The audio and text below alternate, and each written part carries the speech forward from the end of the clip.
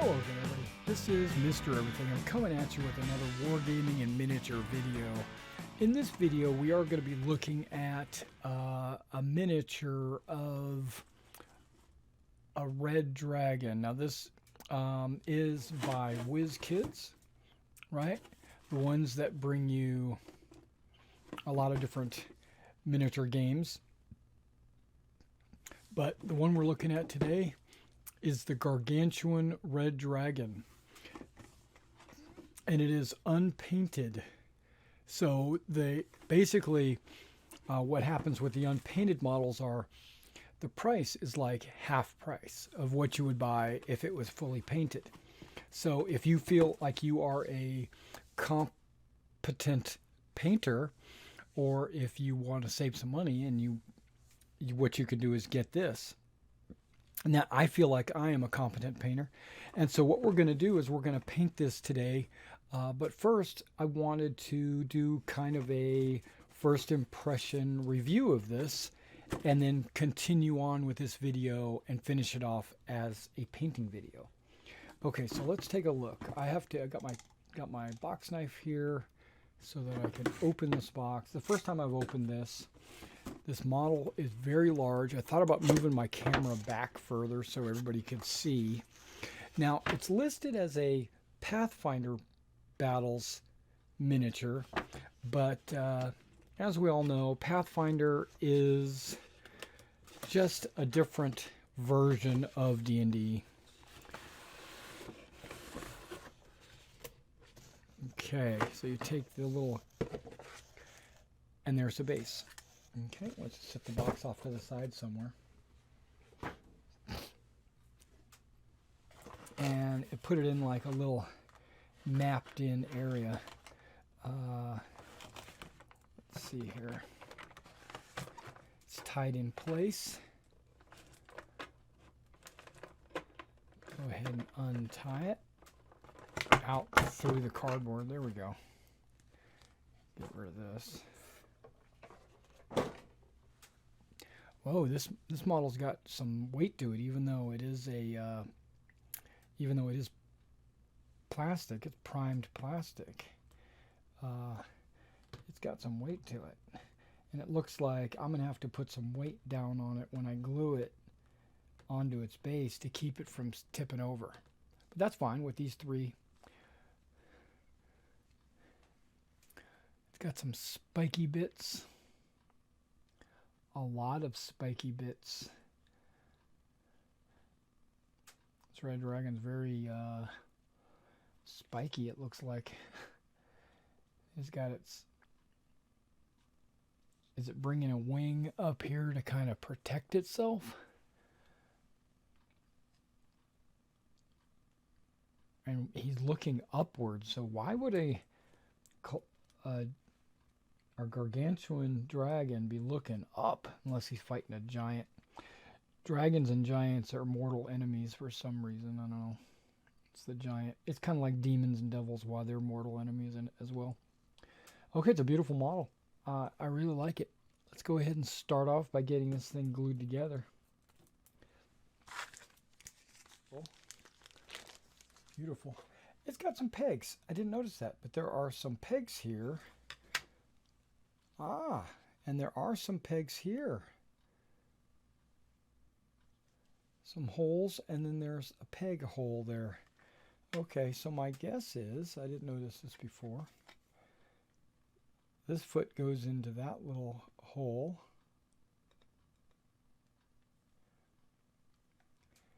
And then these feet go into this hole. And that helps it. Oh, wait, they're not centered.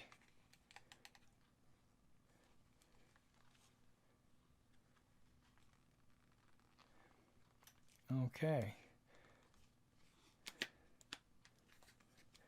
Okay, I'm doing it off camera. As I stick this into the hole and I stick that into the hole, that's great. The back hind legs fit directly into those holes pretty evenly. And this foot is off center. It needs to be, the hole is like visibly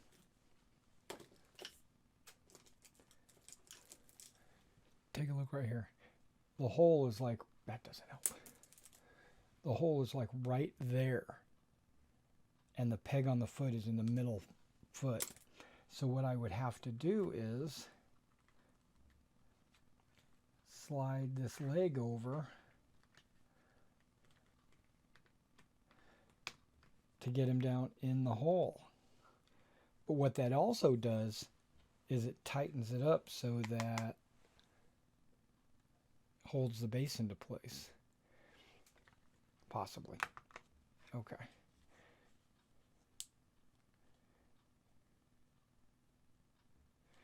All right, so let's get my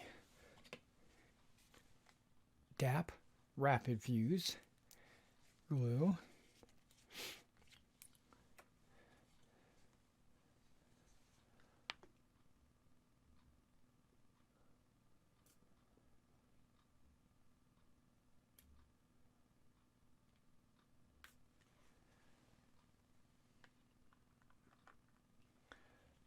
Okay. All right, so now let's get these hind feet glued into place. Okay, they went into place pretty much without any effort. And then again, like I said, I got to move this leg over so that it'll fit in. Okay, so now I'm pressing down on all 3 feet. And we're going to let that dry. I'm going to hold on to it for probably 2 or 3 minutes. And then I'll be right back. All right, so now what I'm going to do is I'm going to take it out, and I'm outside, and I'm going to prime it with this Krylon Flat Black. And then once that primer dries, it takes about 15 minutes to dry. It says 10 minutes, but I'm going to give it about 15 minutes, and then we'll be back so you can see what it looks like. All right, so we got this thing primed, 2 coats. I ensured that I got under the wings and under the body at the same time that I got above. Let's see if I can't get this up a little bit closer so you can kind of see some of the details before we start painting it. All right, so here we go. Let's bring this up a little bit closer. Take a good look at the face, the head,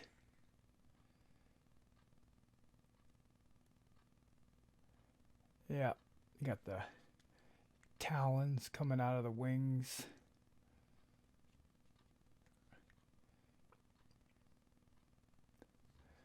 All right, and then we got the scales underneath and along the arms.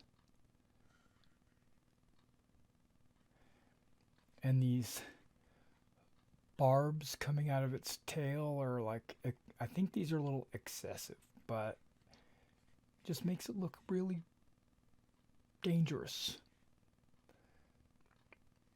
All right. All right, so I'm going to let this paint actually dry overnight and then come at it tomorrow. And through the miracle of movie magic, it'll just be a couple seconds. All right, guys, what we're going to use is the Imperial Red from Folk Art. I'm going to... It's a little bit darker, as you can see, than like that's crimson, that's Imperial Red. What we're going to do is we're going to paint it, but don't worry if it's too light, because we are going to darken it up even more with a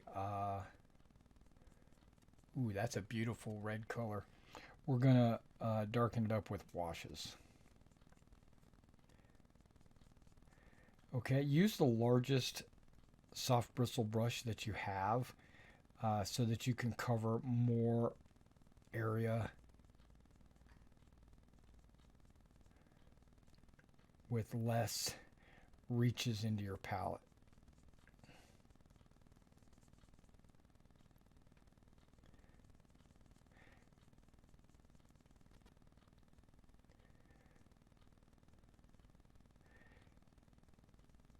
Okay, so now be aware that there are horns that stick out of the back, thorns, if you want to call them that. There's also at the tips of your wings, there are talons. You want be aware that even though you might get a little red paint on them, you don't need to paint all the way to the end because you're going to be painting those talons another color later. But just make sure you get all the flesh from the wings, all the leathery bits. And if you miss a little bit, like if there's a little hole or a little black shining through, don't sweat it. That actually makes the model look even better if you allow that to happen. Now, it's bright, beautiful red as I put it on, but as it dries, it's going to darken.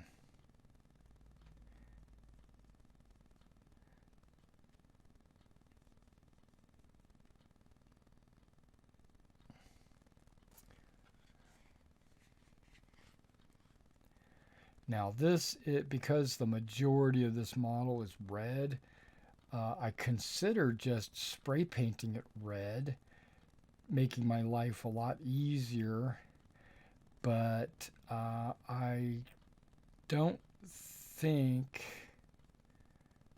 I would have got the same kind of detail that I got by priming it black and then brushing the red. I did consider both ways.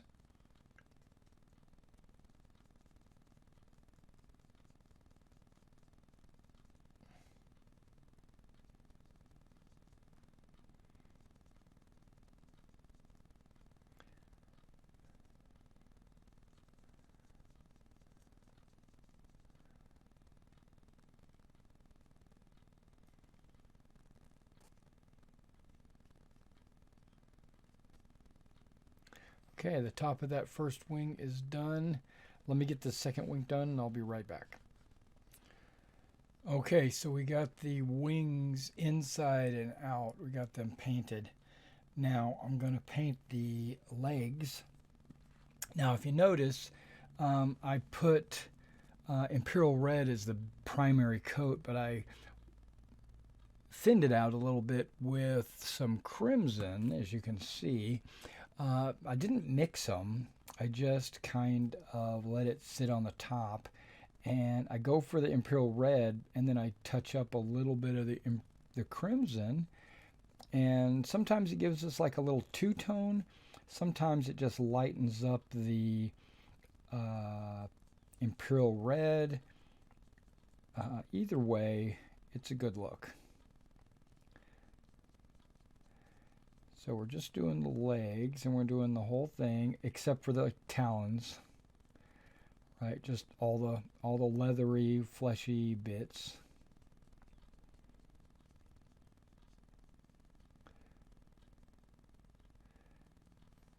Okay. We do the outside, and we do the inside. Got to come at it from multiple angles so you can hit everything you think you might miss. Yeah, like I can see the top of the leg right there. I gotta hit. Okay, good. Inner thigh.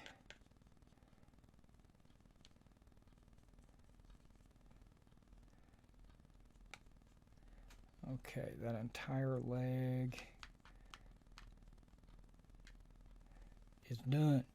Okay, so let me do the other legs, and then, I mean, you can see that one leg. Let's go ahead and do all the other legs, and then we'll be back. All right, one of the reasons why I focus on like one body part at a time is so that you can ensure that you get paint all over your fingers. No, so that you can ensure that you get a complete coating or a complete coverage of that body part before moving on. It allows me to focus, to concentrate on where I'm painting, the different angles that I'm painting it at, uh, without like ADD and jumping all over the model, because you might not remember to come back to a certain angle on a certain body part, and you might leave something unpainted, or at least that's the way I work. So by focusing on one body part at a time, I'm actually helping myself remember to cover the entire body part. So I do like one arm, one leg, one tail, that kind of stuff, one wing, until I get what I want painted. Okay, so I've got all the legs painted. Okay, now the plan is, I've looked at a lot of different dragon miniatures, red dragons and paintings and things like that. And what I've noticed is they have like a lighter tan color that runs down the center set of scales all the way down the underbelly, right? So I don't need to paint that red. A lot of their horns are that same color. I'm not sure. These side horns, I think I'm going to paint everything else red. But I'm not sure. I might. This is kind of excessively horny right here, so I don't know if I'm going to paint those. I think I'm going to just leave them red. The only thing that's going to be that tan color is the underscales there, and the talons and the toenails, fingernails. I've always thought, let's go ahead and begin. I've always thought that a red dragon, or let me rephrase that, an evil dragon should always have black. And I'm painting the inside of the mouth, tongue, gums, everything on this face is going to be red, but I'm going to come back later and touch up the tongue and the teeth. Slightly separate, slightly different color, but this is a base coat. I've always thought that evil dragons should have black claws and talons, and that good dragons should have like the bone colored. I don't know. But all the drawings and artwork for red dragons seem to use the bone. So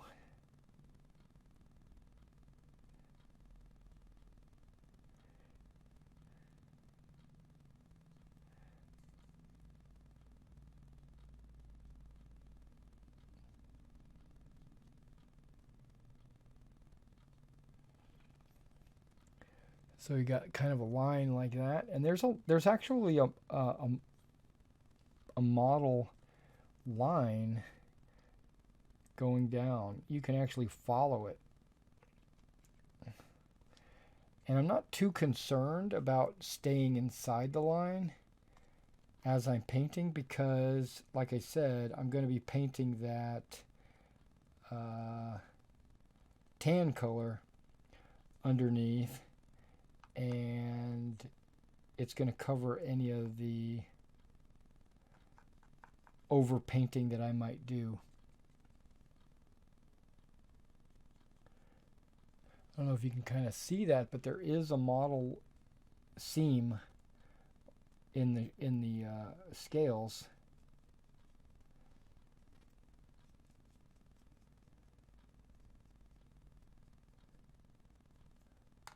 All the way down. That really helped out quite a bit.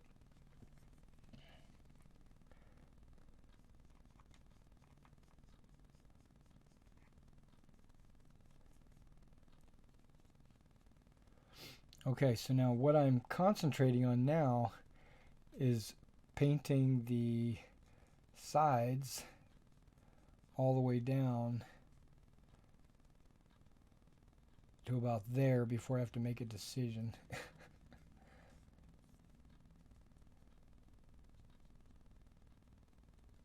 Must have been where I touched it. I accidentally rubbed my finger on it.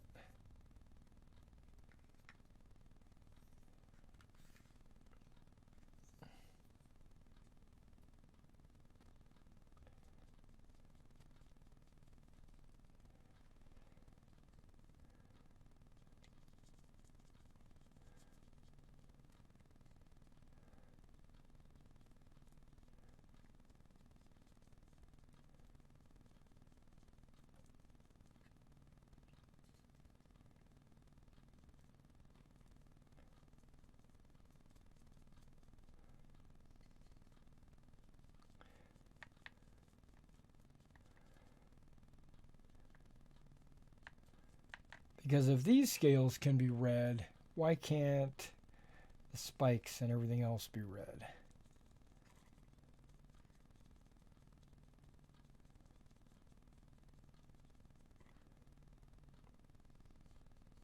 Okay, let me mix up some more paint. Let us continue.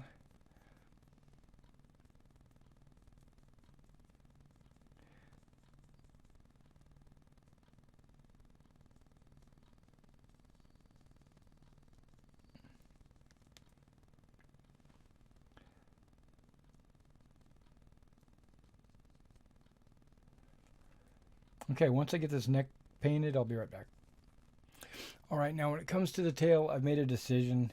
I'm gonna paint everything red except for that line going up the underbelly. We're gonna leave that so that that can be a different color. Each of these thorns, they're all going to be red.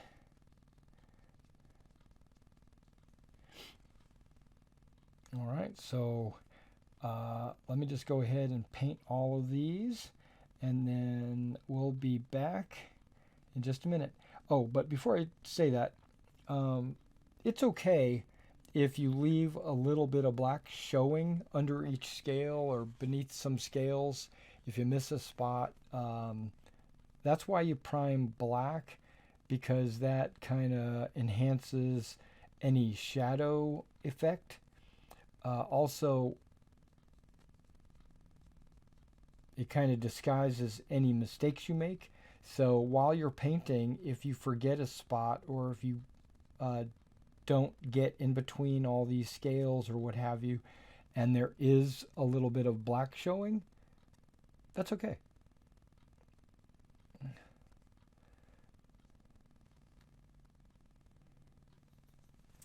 All right, so we've got this guy started up pretty good.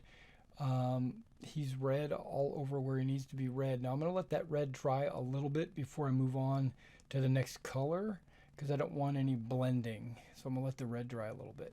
Be right back. All right, so now the next color we're going to use is a mixture. We're going to use Folk Art Camel, because that'll actually darken up my goose feather. You can see how it's a little bit, and I'm going to use a mixture of these two colors. Apple Barrel, I find, is too watery and it's great for, it's almost good for washes, but it's you got to really put like multiple layers on it, or yeah, it's just not as thick as like Folk Art. Folk Art is a great paint for painting models, in my opinion. So let's go ahead, and as you can see, I've already started a little bit. This was goose feather by itself, and you can see how it didn't cover very well. And then this is a mixture of camel and goose feather, which actually is the right color that I need. But now what I need to do is just paint the underbelly. Okay, so let's go ahead and I'm using downward strokes, almost like a dry brush, but it's wet, to leave the big gaps of the scales, the black showing. I'm doing that deliberately, okay? Even though I know that at the end, or the next step actually, I'm going to be washing, and so it will disguise any overpainting that I might do anyway. I'm still doing it anyway. Okay, downward strokes.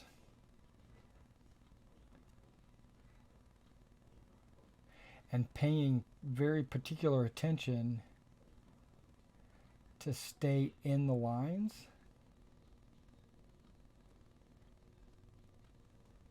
Now, if I do happen to paint over or go over the lines, I can always go back later with red and touch up any overpainting, which I'm going to have to do anyway.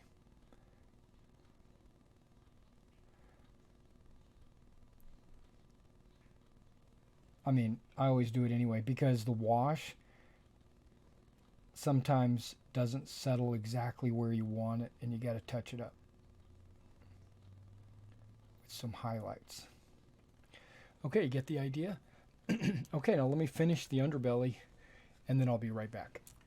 Alright guys, so now you see we've done the underbelly from the throat all the way down across the neck, the chest, the abdomen, and the tail, all the way to the tip.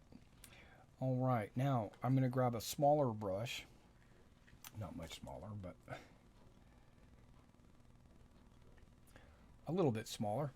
And what we're going to do is we're going to paint the claws and the talons.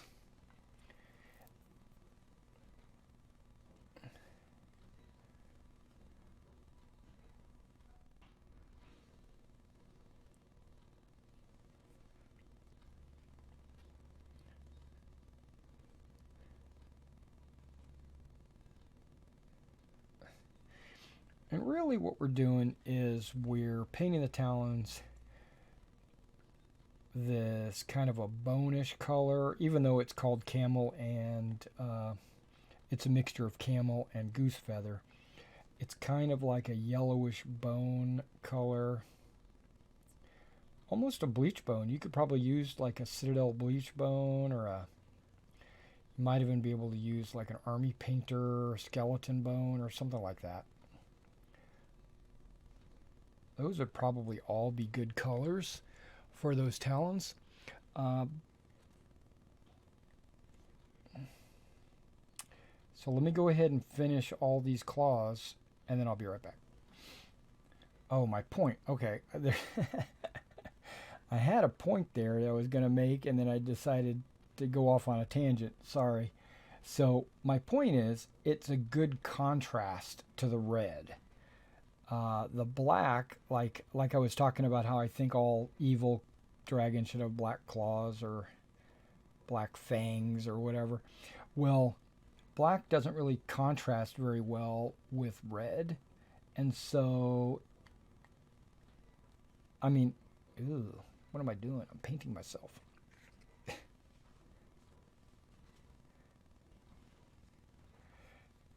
So basically, I'm taking a little bit of artistic license here, and I'm sure that's exactly what all the artists and all the other miniature painters did, was they took a little artistic license just to bring out the contrast. But technically, they probably should be black.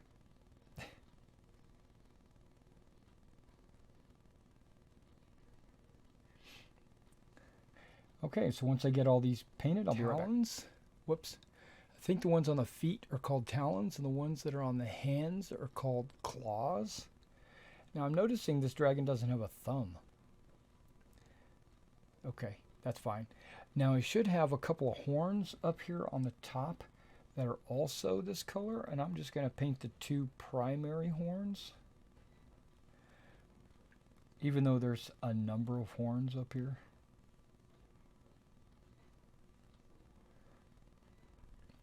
Also, this is a Pathfinder model, and not a D&D model. So I think Pathfinder and D&D might have different images for their dragons. But also, because this guy isn't a Gargantuan, he's probably old, which means he would have grown a few extra thorns or horns, or, you know, his body wouldn't look exactly like a young dragon, which would be smooth, you know, smooth as a baby's bottom. Okay, so we got his two primary horns painted. Looks like I got a little bit of paint on that horn there. Let's go ahead and touch that up while I'm thinking about it. A wet brush.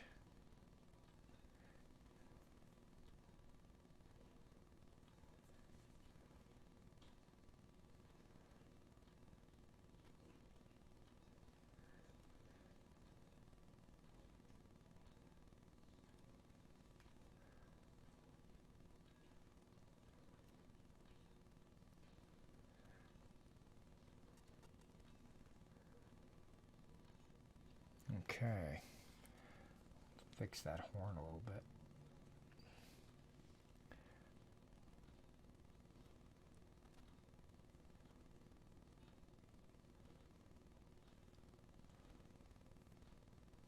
Okay. I think I want to paint this nose horn.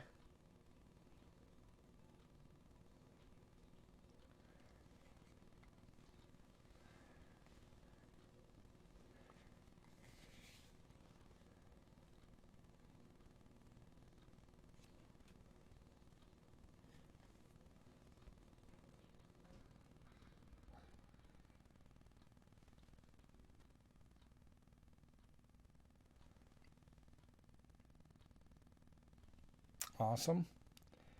Okay. Now the other things that will be the bone color is going to be the tip of his tail.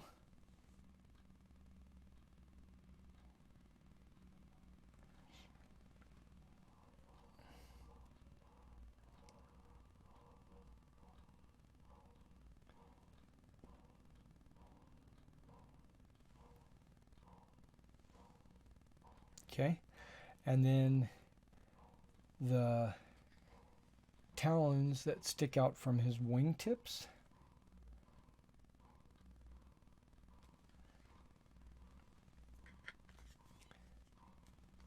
This model is heavy as all hell.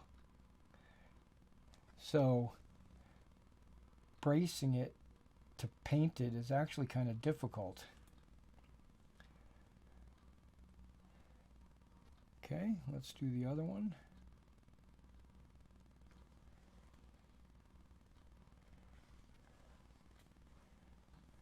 And holding it and getting it in the right position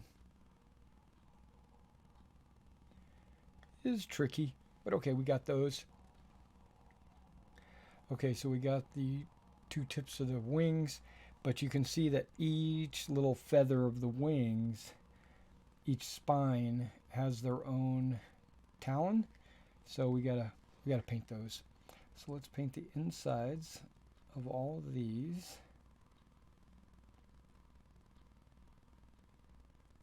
And look at how the leather of the wings stops and then the talon starts, and that tells you where to paint from.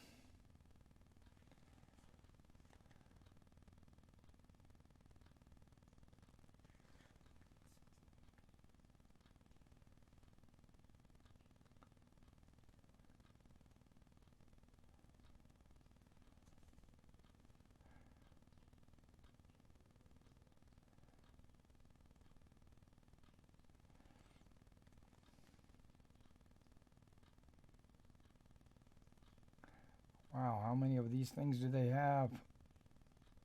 They have all of them.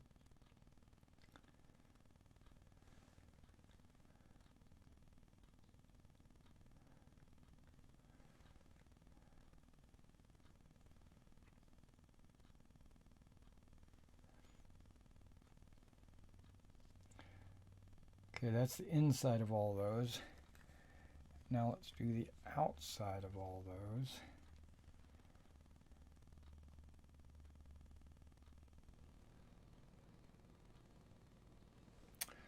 All right, and so we've got all the wingtips.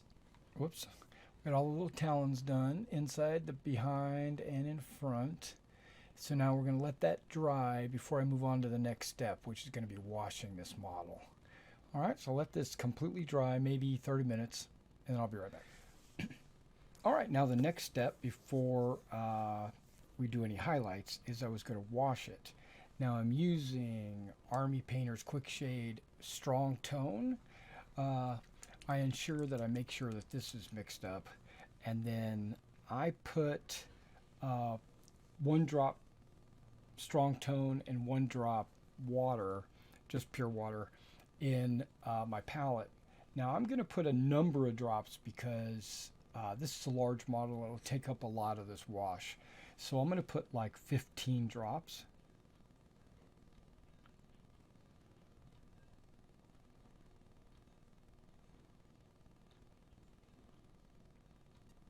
That's 15 drop-a-roonies. And then I'm going to put 15 drops of water.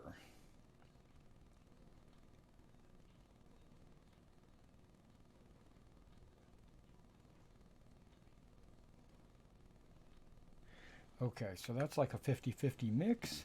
I'm going to use my soft bristle brush here. I do a little bit of a stir.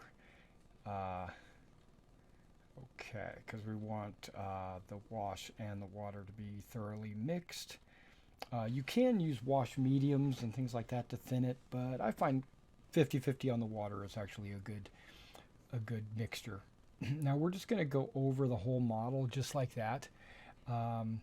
And I'm just going to completely cover every inch of this model, all the talons, all the wings, the body, the legs, pretty much everything. So, yeah, there's nothing super special about this process. So let me finish this process and then we'll be back for the next steps. Okay, so now we got to let this wash sit and dry. As you can see, it's going to bring out some of the ridges and the spines and the scales on the legs and the arms. It doesn't really show it right now, but wait for it to dry and then we'll be back. And you can see I dropped a little bit. It's dropping off of this model, and we'll be back once it dries. That'll be a while, maybe an hour. Okay, see you then. All right, so the wash is 99% dry. I'm pulling out some Vallejo Scarlet. It's a really bright red. Oops. I'm just putting a very small drop in my palette. It doesn't have to be very big. The reason why, there's only one thing that I'm going to touch with it, and that's the tongue.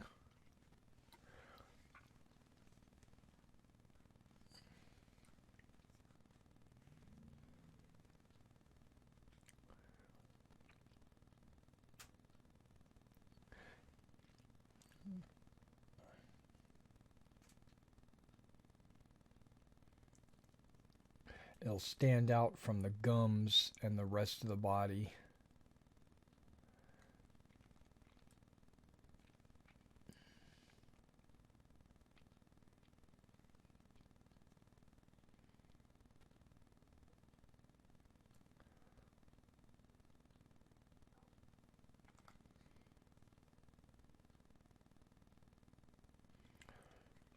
Let me get the sides of the tongue. And of course the underside of the tongue.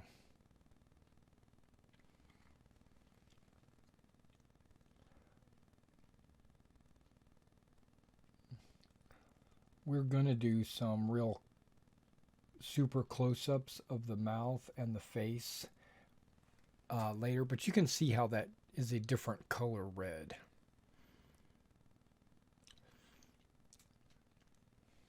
All right, we'll move on to the next color.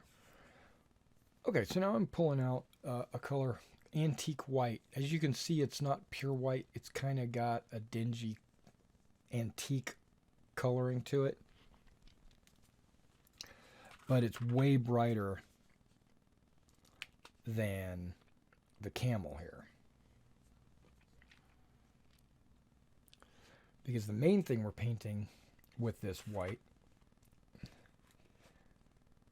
is the teeth.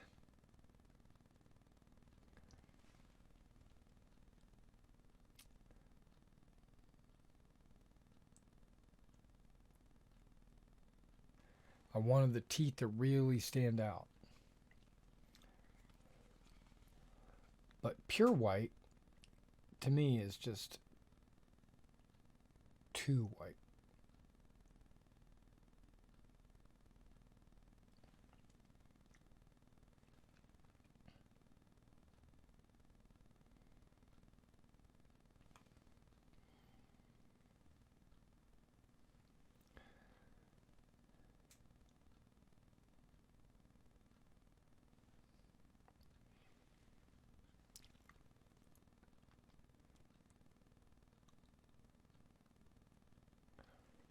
Okay, that's the upper teeth.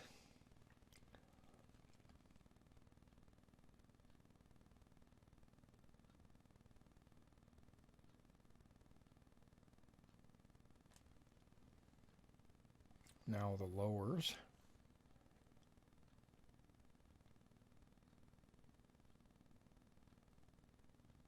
And luckily on this model, the teeth are large enough and individually modeled that you could paint them without fear of messing up.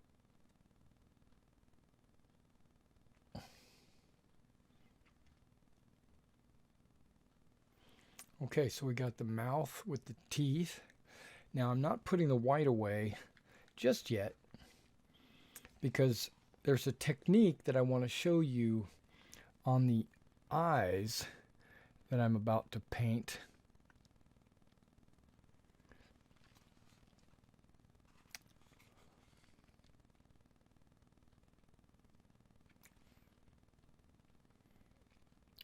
I'm going to have to zoom in so you can kind of see what I'm doing.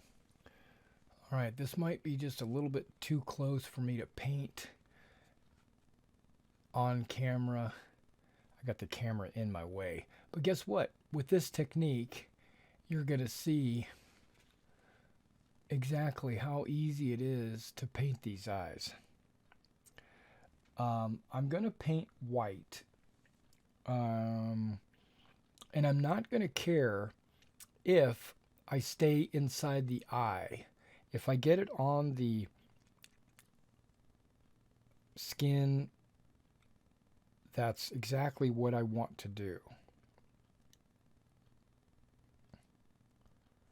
Okay, so we've got a little bit of white everywhere. And I deliberately went over and outside the lines just to prove a point, basically. And this wing of the dragon's in the way. Okay, it's all good.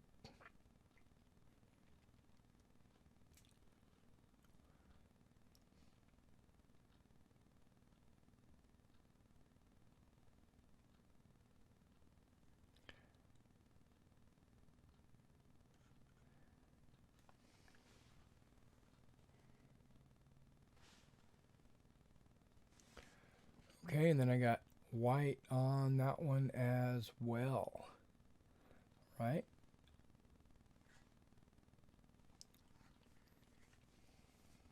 All right, and I'm going to let that dry just a minute before we go on to the next color. Okay, I do believe that that's dry enough. You can't see it, it's blurry because it's not up this close yet. But what I'm going to do is I'm going to get some flat yellow.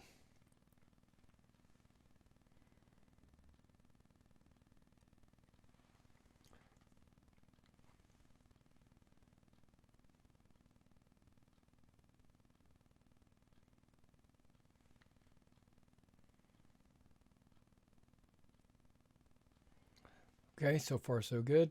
I'm going to do that on the other side as well.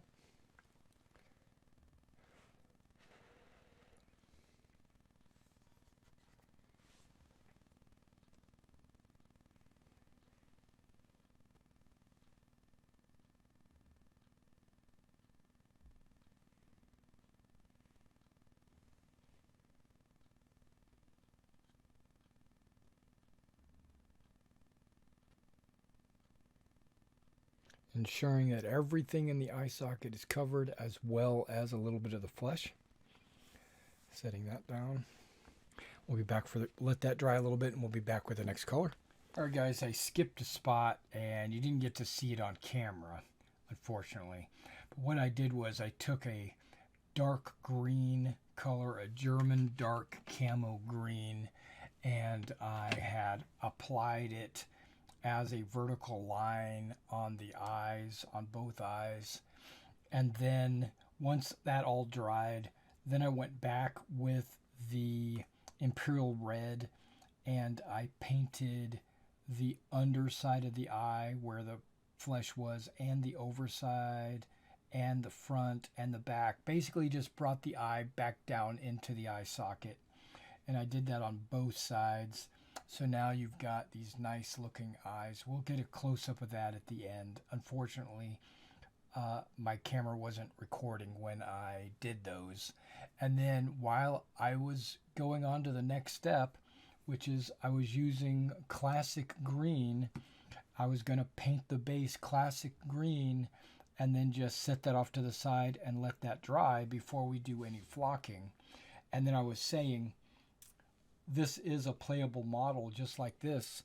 You can play it just like this, but I'm going to add a few more additional steps to it to just make it look a little bit better on the battlefield or on your tabletop or in your dungeon or wherever you're playing.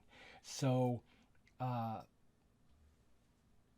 come back once this green dries and then we'll start with the flock. All right, the next step here is we're going to add some grass to the base. Now, I've got this little tub here that I've been saving for ages. When I was building my terrain, I had scooped up any of the flock that I wasn't using, and also some of the scatter like clump foliage and lichen and stuff like that, and I just put it in this little blister to save for occasions like this. All right, so now I'm going to take some white school glue, and I'm going to apply it to the base. But before I do that, I'm going to make sure this is open and ready.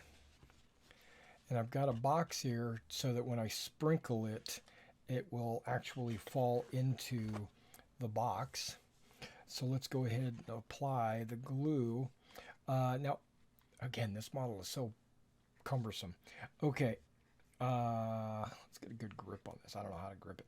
And then I also have this brush here, a synthetic tester's brush, just to move the glue around the base.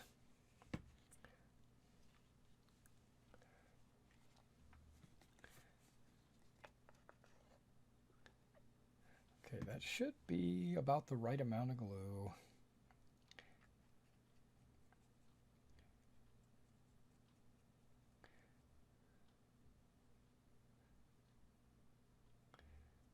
If not, we can always add some more.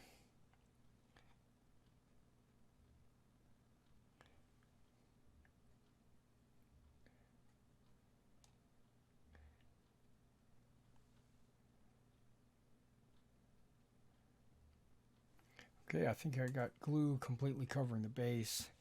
Now what we're going to do is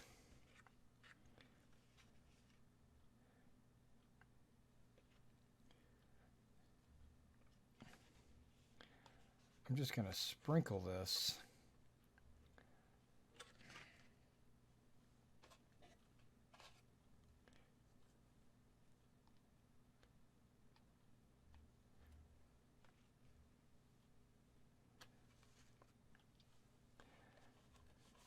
Normally I would pinch and sprinkle, but in this case I'm just going to let it let it fall where it may.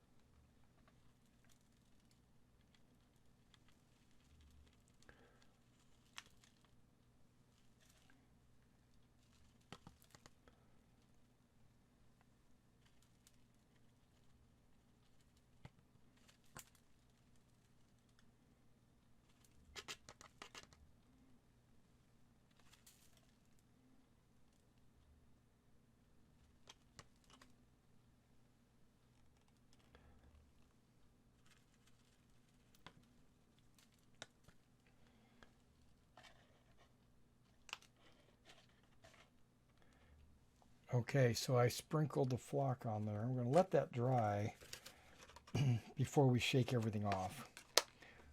All right, so again, about another 30 minutes, and then I'll be right back. All right, guys, now what we're going to do is we're going to shake off the flock. What I like to do is tap the base, let the flock drop back in my little bin here, my tub. And you go at it from different angles, different directions, because it might be caught between the toes or something like that.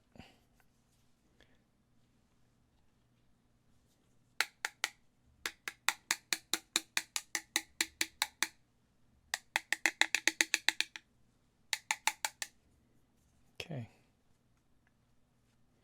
And that's why I use this soft brush here, is if any of the flock gets in the cracks of any model that you're flocking, you can just brush it off here. Okay, everything is shook off. We'll save this flock for later. The very final stage, the final step is to spray it down with Rust-Oleum or testers, depending on how you want to look at it. Clear coat. This is a dull coat. It should dull the model down and get rid of any of that shine. All right, so let me go outside, spray it with this, and I'll be right back. Okay, now that we got the dull coat sprayed on there, you can kind of take a look at this. Overall, it's a beautiful model. It's nice and hefty and large. I brought some figures out to kind of give you a comparison.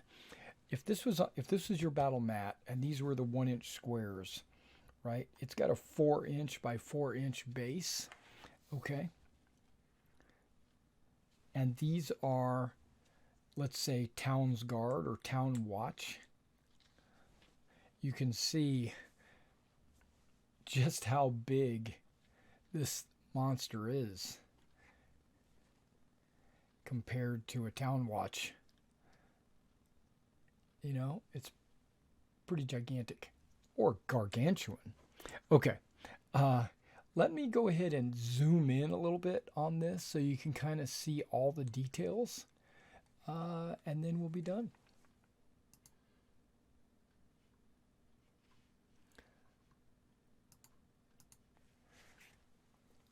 All right, so let's take a look. You can kind of take a look at the legs. I know the focus. I'm trying to get close without the wings hitting the camera. You know, the underarm. Phew. Okay. And the back side of the tail.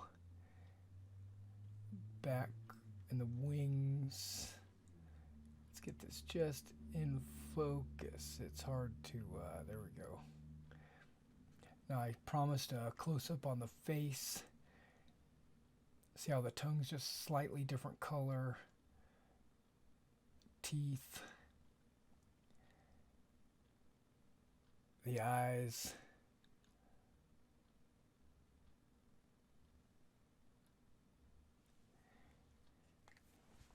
There we go. All right.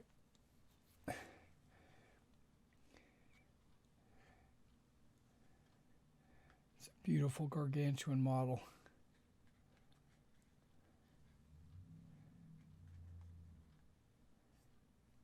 All right. Thank you for coming out and watching this. You might have seen me paint Black Dragon not too long ago. And I'm preparing to also paint one of the green dragons. That's actually should be arriving tomorrow. As well as my game is tomorrow. But we're not going to be using this in the game tomorrow. But I am planning on incorporating quite a few dragons into the game, so that's why I'm basically building up my collection. All right, thank you for coming out and checking out this video, and I'll see you in the next one.